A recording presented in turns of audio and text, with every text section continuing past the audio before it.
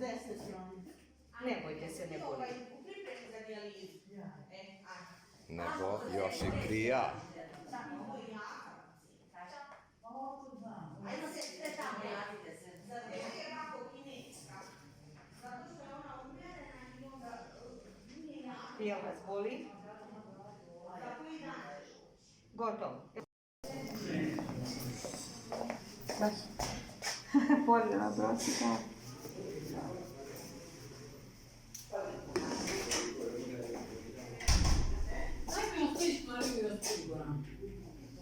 Jel vas boli? Stojiću, Goran, gdje ostojiš? To malo pridržite.